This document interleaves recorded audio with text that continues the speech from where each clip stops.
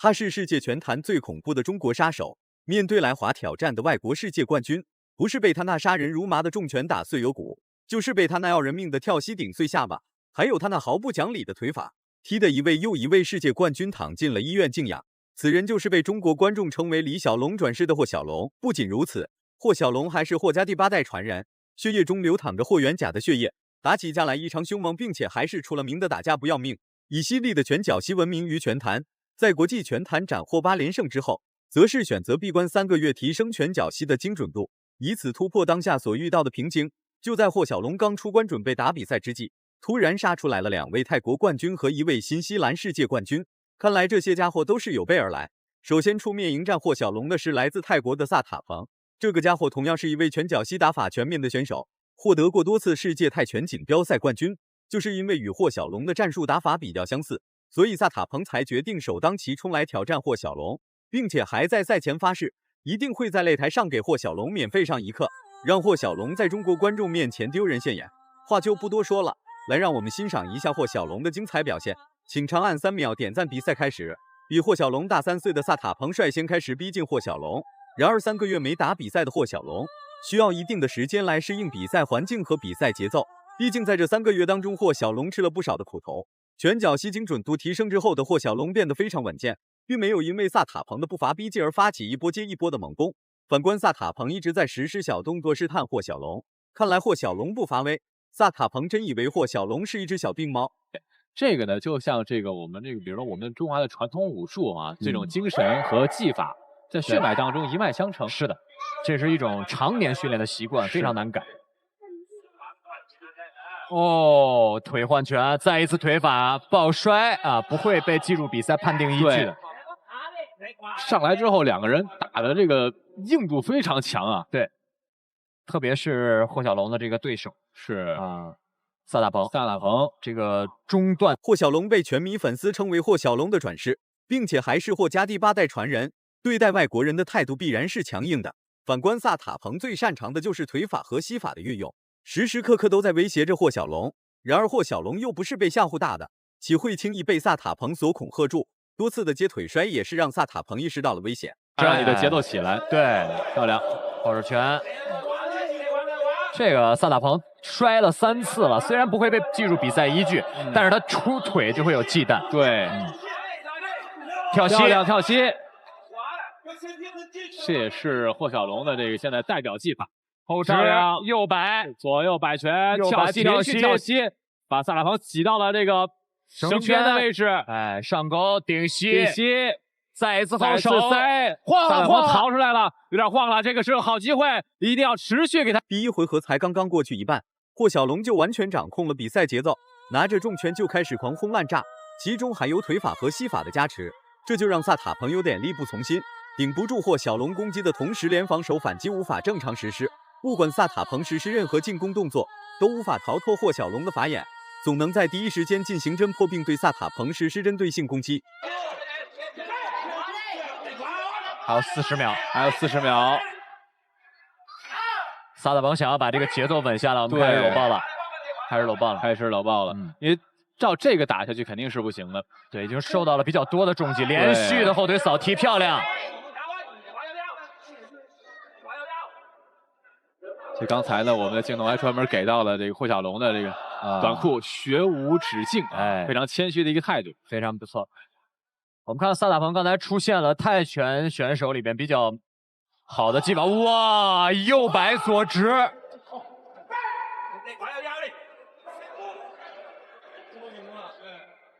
扫中段。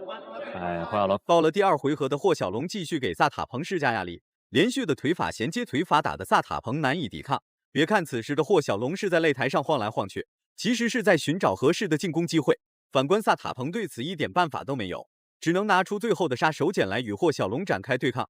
一般情况下，泰拳手最擅长的就是腿法，一旦泰拳手使出中扫踢，那么就可以默认泰拳手是为了自保才实施的中扫踢，不然会被霍小龙无情压制，用胫骨去杠你。其实这场比赛诺塔彭出腿的有效率不错的，对，但是霍小龙应该说是很有效的针对萨塔彭做了这个战术的对遏制了，对，并且执行的非常好。漂亮！哦，前摆后直，往后退了，顶膝倒了，5秒了，一次了，是。同回合3次，累回合4次。继续，好机会。霍小龙的拳法精准度极高，连续的重拳打得萨塔彭有点站不稳。面对萨塔彭所实施的扫踢腿，霍小龙根本就没放在心上，进入到内围就是顶膝奉上。闭关3个月可不是在白白浪费时间，而是研究到了拳脚膝的精髓。倒下去的萨塔彭明显是顶不住了，受到了伤，好像受伤了。对，这个对，要不要打？我们看没举手，继续坚持。还要继续坚持，但是现在他右眼的视线上肯定是有影响。对霍小龙来说，他的右路应该是一个好机会，继续顶膝，连续顶膝漂亮，这一下也有中断，退后，推出去。这个是撞倒的，所以不能算是重击。是。对，霍小龙要注意自己的准确率。再一次左右摆拳，对，不要着急。哎，对，有点慌啊，别着急。对。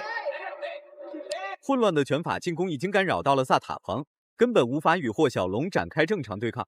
这一次击倒已经奠定了萨塔彭被 KO 的基础。距离比赛还剩下几秒钟，不知道萨塔彭能不能撑过去。最终还是倒了下去。霍小龙成功获得比赛胜利，2回合6分钟的时间成功粉碎萨塔彭。小龙实现了自己的诺言，哎，祝贺状态正劲的霍小龙。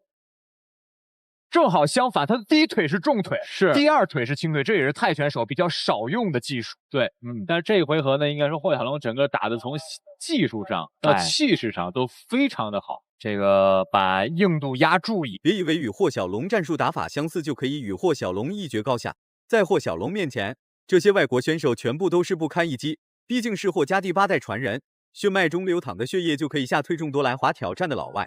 不过总有一些不怕死的外国人来华挑战。好，比赛结果红方胜，霍小龙 TKO 对手获胜。下一位同样是来自泰国的泰拳王，他叫柴亚拉特，是泰国最具有泰拳天赋的选手之一。年仅22岁的他已经在泰国斩获了恐怖的12连胜，在同级别选手当中算是数一数二的顶尖高手。这一次来到中国打比赛，也是奔着 KO 霍小龙、终结霍小龙连胜来的。话就不多说了。来，让我们欣赏一下霍小龙的精彩表现，请长按3秒点赞。比赛开始，霍小龙一上来没有多说什么，直接采取了强制措施，拿着拳头就开始猛压柴亚拉特内围。还未完全熟悉比赛节奏的柴亚拉特显得非常稳健，但霍小龙经过上一场比赛，已经彻底熟悉了泰拳手的比赛节奏，所以一上来就给足了柴亚拉特压制力，甚至不给柴亚拉特一点喘息的机会。东翔体系包括到现在的像刑天武器啊、高大全啊。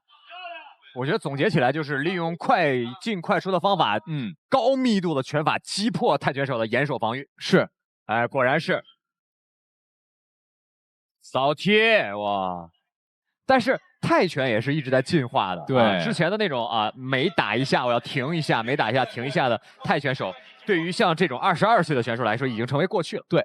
因为他们呢，整个的接触的这个理念呢，也是一个全新的理念。是的，其实说到这个泰拳，如果说您看过这个泰拳的表演赛的，霍小龙直接跳过了试探阶段，瞬间就进入到了拳脚互拼的节奏当中。反观柴亚拉特表现得非常冷静，用冷静的可怕来形容柴亚拉特一点都不过分。然而霍小龙可不甘愿一直这样打下去，总要有一方倒下去。连续的拳法进攻打的柴亚拉特有点慌乱，毕竟此等场面柴亚拉特还是第一次见。霍小龙一上来以后的这个拳法的密度啊，证明他已经拿到了这个大东翔体系的精髓啊。是，赛前这本秘籍已经翻过了，得这么打，这么打，这么打啊！上来之后执行的还是非常好的。但是反过来看查拉特啊，依然是保持着一个比较淡定的状态。这个整个的节奏并没有被打破。别看你的这个进攻密度很高。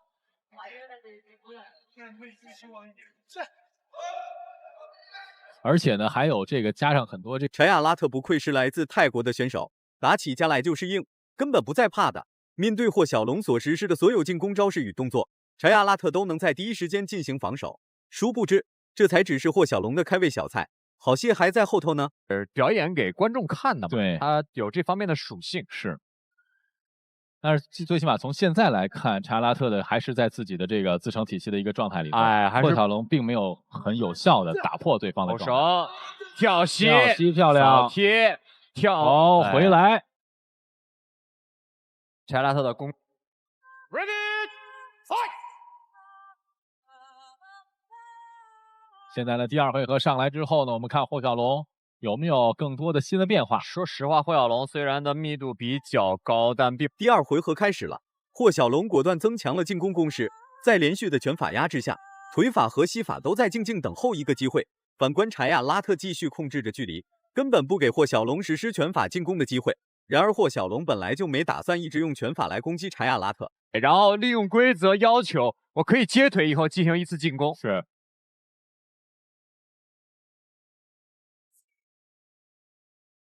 扫踢，如果没有太多变化的话，这场比赛柴亚拉特很难拿下了。因为现在我们看霍小龙的这种常规的进攻手段呢，并对柴亚拉特的防守我们起不到太大的这种打击的效果。对，只能说占一个点数。对，没有太多的有效的重击。而现在的柴亚拉特也是一直在等待着霍小龙在输出的时候呢，有这样的空当，自己可以来进行自己。霍小龙的跳膝在拳法的掩护下成功实施，这才只不过是一次试探跳膝。面对霍小龙所实施的任何进攻，柴亚拉特都能精准无误的防守住，这就让霍小龙有点略微头疼。动作起势一起来之后，柴亚拉特其实一个很微小的动作就抑制住了霍小龙他的进攻。但是啊，这个平心而论，霍小龙打3、4波进攻，柴亚拉特才有1腿。对，那这样的话，完全靠防守，你是赢不了比赛。对。其实目前看呢，2个人并没有谁有明显的优势，只不过是在风格和这个打法上呢相互有克制。我倒是觉得眼疾手快的霍小龙一记预判跳膝精准命中柴亚拉特脑袋，连带下巴都受到了不可逆转的损伤。这一次柴亚拉特不可能再重新站起来，顶膝的威慑力非常大，严重的可能直接会被救护车拉走。所以就说啊，在这个最好的进攻就是不停的进攻。2位说在点数上会有优势，其实就是在于他的整个这个进攻的积极性上。我们来看这一下，先踢倒了支撑脚，对手提腿，想要控制距离，就这一个跳膝啊，就是刚才就是严武老师说到这个太阳神经丛。如果说我们通俗一点呢，就是软肋这个位置，软肋啊，其实应该是打到这个软肋和肝脏之间的这个位置。连战连胜的霍小龙很快就遇到了大麻烦，眼看2位泰国选手都被霍小龙斩于马下，于是泰国方面派出了一位新西兰世界冠军，这家伙可不是什么简单的角色。仅仅一个身高就比霍小龙高了10公分，对于霍小龙来说，这是一个不小的挑战。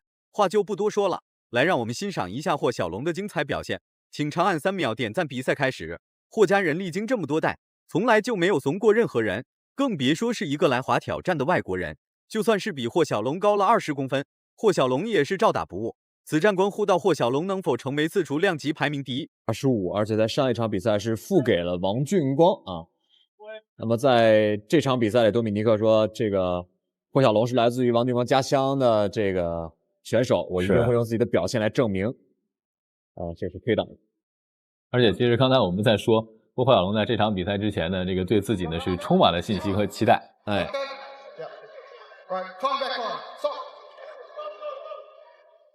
，2个人在对拼里边是摔掉了东西。好了，比赛继续。大高个有大高个的好处，但大高个也有大高个的坏处。霍小龙已经忍不住了，拿着拳头就与多米尼克展开了激烈的内围对拼。对付这种大高个就应该在内围发起攻击，在中远距离的霍小龙占不到任何优势，甚至连一次有效进攻都无法实施，完全被多米尼克牵着鼻子走。但是到了内围对抗就不一样了。那有时候其实你看，我们作为观众来讲啊，有时候确实心里都有一种小小的期待，就希望2个选手在这儿真这一口气刚上。对，其实反而可能这个比赛的精彩程度会不一样。没错，起码激烈程度是可以保证。对，我们看李德，不管打得再凶，他还是这个泰拳的影子非常的明显。是拳法的试探不多，更多的是要求这个拳和腿的这个组合性的进攻，形成一个面。而且重击会多，扫踢迎击的非常好。再一个，霍小龙的拳法还在继续实施，一晚打3场比赛也是比较为难霍小龙，但霍小龙毅然而然坚持到了最后，并且还取得了2战2胜的豪华战绩。这一次霍小龙坚决不会心慈手软，毕竟此战关乎到的东西太多，不仅可以登顶排名第一，更多的是让众多老外见识一下中国勇士的威猛。在技术上也不吃亏啊。刚才呢，这个袁博老师说他非常擅长拳击组合，而且其实从前面这一回合半我们来看来，他在力量和这个敏捷度上也非常的好，而且我觉得硬度也很好。对。而且呢，他在身高、臂展上都比霍小龙有优势。所以这场比赛，其实我觉得霍小龙还真是面临一个小难题呢。我觉得霍小龙这场比赛打的有点像刚刚出道的运奇，用很多移动中的刺拳和重击辅以自己下盘位的这个跳膝。对，但其实如果说有一个身高臂展占优势的多米尼克，时时刻刻都在猛压霍小龙内围做动作，看来是没想把比赛结果交给裁判。然而霍小龙也是这么想的，既然已经 KO 了2位泰国选手，再 KO 一个新西兰世界冠军也不算多。此时的状况对霍小龙来说非常不妙，只能用灵活的步伐来与多米尼克展开迂回拉扯。其实我觉得还是蛮好的一种方式。李德一旦进入超近距离，反而没有选择用膝，而选择的是用抡摆拳。又一次跳膝，已经有很多次击中李德的躯干了。整的左手的抡拳，在我这个角度上看应该是没打到，但是感觉霍小龙总是卯着对方出腿，哎呦，击倒了，裁判的读秒了，扫踢之后加上一记转身边拳，彻底粉碎了多米尼克的白日梦。这3位世界冠军基本上全部都是压哨 KO， 同时也证明了霍小龙在中期对比赛的掌控能力。擂台上有这么一句话，宁愿被重拳打成傻子，被扫踢踢断大腿，也不愿被一记转身边拳命中，其他的顶多就是被 KO， 基本上是被击倒读秒。真要是挨上了一记转身边拳，90%会被打昏，或者是直接被抬走。打得非常的漂亮，这一下多米尼克李德可能对于勇士的荣耀的这个擂台有一点点小阴影，在激烈，对，没错。